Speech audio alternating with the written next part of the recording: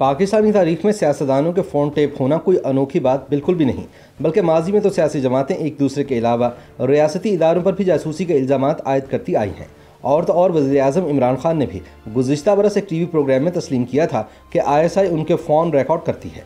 उनका कहना था कि इसी वजह से फ़ौज भी जानती है कि मैं किसी किस्म की करप्शन में मुलव्विस नहीं हूँ, जबकि अपोजिशन की सारी क़यादत करप्ट है। वज़ीर-ए-आज़म के इस बयान को शदीद तनकीद का निशाना बनाते हुए सवाल किया गया था कि क्या वे फ़ौज और एजेंसियों को जवाब दें हैं या उनके मातहत इदारे उन्हें जवाब दें हैं। अब इसी तनाजुर में पीपल्स पार्टी के चेयरमैन बिलावल भुट्टो ने मुतालबा किया है कि इमरान खान को चाहिए कि वो ISI के ज़रिए मखदूम शाह महमूद कुरैशी का फ़ोन टेप करें, क्योंकि वो उनकी जगह खुद वज़ीर-ए-आज़म बनना चाहते हैं। बिलावल ने कहा कि जब वो हमारे वज़ीर ख़ारजा थे तो दुनिया भर में मुहिम चलाते थे कि यूसुफ रज़ा गिलानी को नहीं बल्कि मुझे वज़ीर-ए-आज़म बना दो। यही वजह है कि उनको वज़ारत ख़ारजा से फ़ारिग किया गया था। याद रहे कि शाह महमूद कुरैशी के बारे में अमूमी तासुर यही है कि वो इमरान खान की जगह वज़ीर-ए-आज़म बनने के मुतमन्नी हैं और इस हवाले से इस्टेब्लिशमेंट के साथ साजबाज करते रहते हैं। दूसरी जानिब वज़ीर-ए-आज़म को अपने वज़ीर की जासूसी के लिए ISI की मदद लेने का मशवरा देना कोई तंज था या मजाक, ये तो बिलावल ही जानते हैं। लेकिन सोशल मीडिया पर यह सवाल किया जा रहा है कि क्या बिलावल की जानिब से ऐसा मुतालबा किया जाना जायज़ था, खुसूसन जब उनकी वालिदा बेनज़ीर भुट्टो अपने सियासी करियर के दौरान एजेंसियों की जानिब से इस किस्म की जासूसी की शिकायत और मजम्मत किया करती थी। लेकिन पाकिस्तानी तारीख में सियासतदानों के फ़ोन टेप होना कोई अनोखी बात नहीं, क्योंकि माजी में बड़ी सियासी जमातें एक दूसरे पर और रियासती इदारों पर जासूसी के इल्ज़ामात आयद करती आई हैं। इमरान खान ने खुद एक टीवी प्रोग्राम में इस हवाले से बात की थी। एंकर मंसूर अली खान के एक सवाल के जवाब में वज़ीर-ए-आज़म इमरान खान ने कहा था कि कई वज़ीर-ए-आज़म आते हैं, अपनी फैक्ट्रियाँ लगाते हैं, बैरून मुल्क फ्लैट्स होते हैं और बाहर पैसा भिजवाते हैं, लेकिन फ़ौज को सब पता होता है। इमरान खान ने अपने बारे में बात करते हुए कहा था कि वो खुद भी जो कुछ करते हैं ISI को उसका इल्म होता है। कप्तान का कहना था कि मैं जो भी करता हूँ, जो मैं टेलीफोन करता हूँ, जो भी मुझसे रब्ता करता है, ISI और IB को उसका पता होता है। गैर मुल्की खबरसां इदारे से मुंसलिक सहाफ़ी मुनीर अहमद ने 90 की दिहाई में शाये होने वाली अपनी किताब पाकिस्तान में इंटेलिजेंस एजेंसियों का सियासी किरदार में माजी के सियासतदानों के फ़ोन रिकॉर्ड होने के वाक़यात के हवाले से बेनज़ीर भुट्टो की पहली हुकूमत के खिलाफ की गई साजिश के बारे में लिखा है कि किस तरह इंटेलिजेंस ब्यूरो ने फ़ौज और ISI अफसरान के फ़ोन टेप किए। किताब में एक जगह IB की रिपोर्ट के कुछ हिस्से भी पेश किए गए हैं जो कुछ यूँ हैं। ये जानने के लिए कि फ़ौज के बाज़ अफसरान ने बशमूल ISI के ऐसे अफसरान जो खुफिया इदारे में काम कर चुके हैं, सेनेट और कौमी असम्बली के बाज़ अरकान के साथ मिलकर एक साजिश तैयार की, जिसका मकसद पीपल्स पार्टी की हुकूमत को ख़त्म करना है। मिडनाइट जैकल का नाम से इंटेलिजेंस ब्यूरो ने एक ऑपरेशन मुकम्मल किया। इस ऑपरेशन के दौरान ऐसे इंतजाम किए गए जिनके बायस साजिश में शामिल तमाम अफराद की गुफ्तगू टेप कर ली गई और उन्हें इस बात का इल्म भी नहीं हो सका। मुनीर अहमद अपनी किताब में लिखते हैं कि इंटेलिजेंस ब्यूरो की इस रिपोर्ट की रोशनी में बेनज़ीर भुट्टो ने बहैसियत वज़ीर-ए-आज़म अहम इक़दामात का फैसला किया था, लेकिन उस वक्त के chief of army staff Mirza Aslam Beg ने पीपल्स पार्टी की हुकूमत के खिलाफ साजिश करने वाले फौजी अफसरान के खिलाफ बहुत मामूली एक्शन लिया। ताहम पाकिस्तान के सिविलियन इंटेलिजेंस के इदारे इंटेलिजेंस ब्यूरो के साबिक सरबरा मसूद शरीफ खटक ने ऑपरेशन मिडनाइट जैकल के बारे में बताया कि पीपल्स पार्टी के MNAs को कहा जा रहा था कि वो तहरीक अदम एतमाद में बेनज़ीर भुट्टो के हक में वोट ना दें। एक जगह बैठकर ये बातचीत हो रही थी और फिर इसकी वीडियो और टेप सामने आई, जिनको बेनज़ीर भुट्टो ने उस वक्त के army chief general Aslam Beg को पेश किया और फिर फौज ने इसके खिलाफ एक्शन भी लिया। इस हवाले से BBC से बात करते हुए सीनियर सहाफ़ी सोहेल वड़ाइच कहते हैं कि माजी में ये एक आम रवाज था कि अक्सर खुफिया टेप्स मुखालफिन के पास आ जाती थी और उनका गलत इस्तेमाल किया जाता था।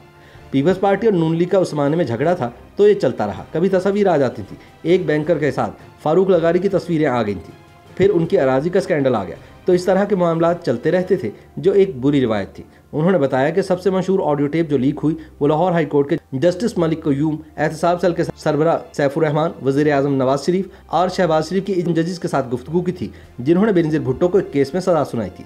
वो ऑडियो बैनुल-अक़वामी मीडिया पर भी नशर हुई। इसके बाद बेनज़ीर भुट्टो के खिलाफ जो फैसला सुनाया गया था वो वापस हुआ और सुप्रीम कोर्ट के 2 जजेस को भी मुस्ताफ़ी होना पड़ा था। ताहम ये खुफिया कैसेट सियासी जमातों के पास कहाँ से आती हैं? इस हवाले से सोहेल वड़ाइच कहते हैं कि मेरा ख्याल है कि सियासी जमातों के पास ऐसे ज़राए नहीं हो सकते कि वो इन टेप्स को हासिल करें। ये टेप्स या कैसेट्स एजेंसियों की बदौलत ही हासिल की जाती हैं और शायद एजेंसियों का कोई ना कोई बंदा इनको लीक कर देता था। ताहम सवाल ये है कि एजेंसियाँ किसकी इजाज़त से सियासतदानों के फ़ोन रिकॉर्ड करती हैं। पीपल्स पार्टी और मुस्लिम लीग नून कई मौक़ों पर एक दूसरे के खिलाफ खुफिया रिकॉर्डिंग सामने लाई है, जिन्होंने बाद में बड़े स्कैंडल्स का रुख भी इख्तियार किया। सहाफ़ी और तज्ज़ियाकार उमर फारूक ने बताया कि सन 1993 में नवाज शरीफ की हुकूमत तहलील होने के बाद जब सुप्रीम कोर्ट इस केस की समाअत कर रही थी तो अदालत के सामने जजेस के फ़ोन रिकॉर्ड करने का मामला भी आया था। अदालत में बंद कमरे में होने वाली समाअत के दौरान जजेस और सियासतदानों की टेलीफोनिक गुफ्तगू की रिकॉर्डिंग के मवाद का तहरीरी रिकॉर्ड भी पेश किया गया था। सुप्रीम कोर्ट के 11 जजेस के फ़ोन रिकॉर्ड किए गए जो वज़ीर आज़म की हिदायत पर किया गया था। कुछ ऐसी भी इत्तलात आई कि इंटेलिजेंस ब्यूरो आर्मी चीफ के फ़ोन भी रिकॉर्ड करती थी। उनका कहना था कि वज़ीर आज़म और पार्लियामान का ये काम है कि वह तमाम सिक्योरिटी इदारों की कारकर्दगी का जायजा लें, उनकी सरगर्मियों की निगरानी करें। दुनिया भर में जहाँ पार्लिमानी जमहूरियत है वहाँ पर इंटेलिजेंस एजेंसी से पार्लियामान में सवाल जवाब होता है। लेकिन मौजूदा वज़ीर आज़म इमरान खान की जानिब से फ़ोन रिकॉर्ड किए जाने वाले बयान पर उमर फारूक का कहना है कि वज़ीर आज़म के बयान से ऐसा लगता है कि इंटेलिजेंस एजेंसी वज़ीर आज़म की निगरानी कर रही है, जो कि दीगर जमहूरियतों में राइज रवायत के बरक्स है।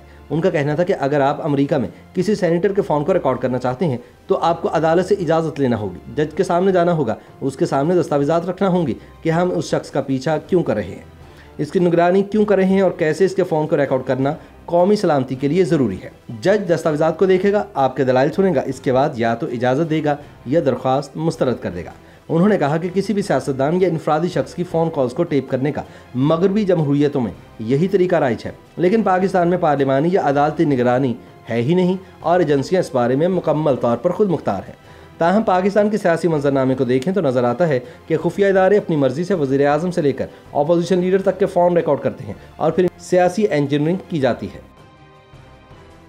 YouTube पर गूगली न्यूज देखने के लिए youtube.com की सर्च बार में गूगली न्यूज टीवी टाइप करें। गूगली न्यूज के पेज पर सुर्ख रंग के सब्सक्रिप्शन वाले बटन पर क्लिक करना ना भूलिए। YouTube पेज पर अपलोड होने वाली वीडियोस से बाखबर रहने के लिए बेल आइकन पर क्लिक कीजिए। आपको हर नई वीडियो के बारे में नोटिफिकेशन मौसूल हो जाएगा।